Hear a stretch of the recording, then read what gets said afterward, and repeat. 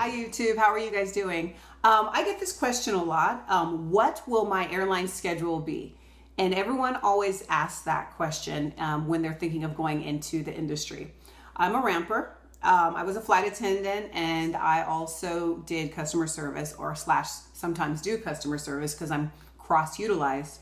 And it depends. It depends on many factors. It depends on your airline.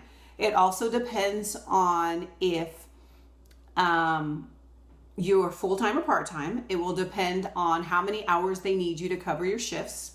It depends on so many factors. So, but I'll go ahead and explain a few things about bidding and shift trades and hours and all those type of things.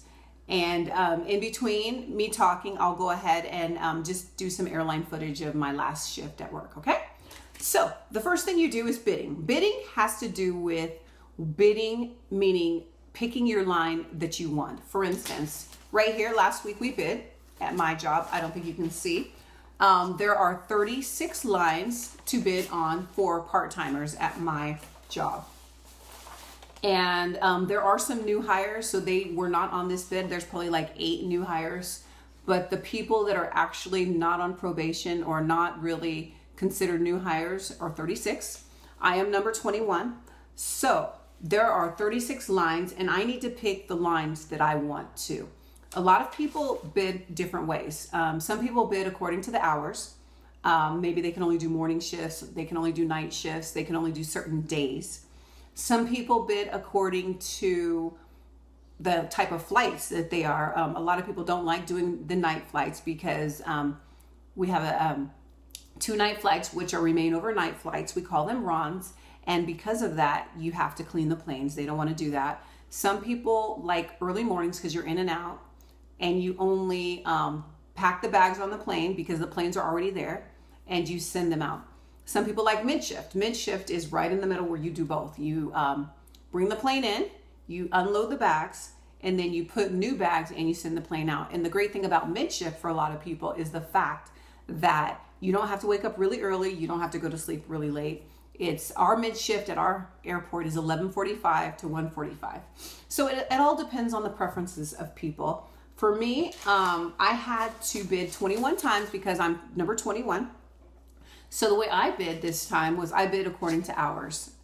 Hours in a bid. So I bid, we had about 16 6-hour lines, and then we had the rest 8-hour lines.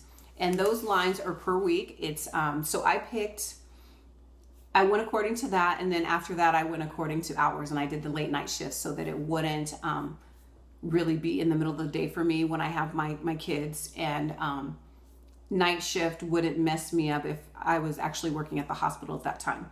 So our bid results are in, and I was given a shift. It was Sunday mid shift, Monday morning, and Tuesday mid shift. But that doesn't mean I got that. So that's my official shift, okay? So, but that's not my schedule. And let me go ahead and explain. I'm gonna go ahead and show some footage of last time I was at work, and I will explain to you why, even though I got Sunday, Monday, Tuesday, 2-hour shifts, 6 hours a week, that's not my schedule, okay? I'll talk to you guys in a minute.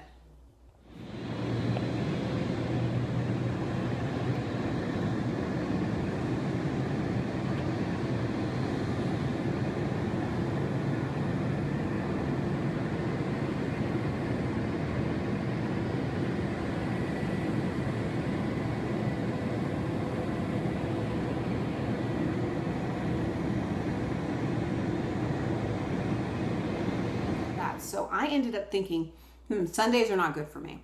Number one, for church, and number two, just because many times if I do have to do the mandatory weekends at the hospital that I work at.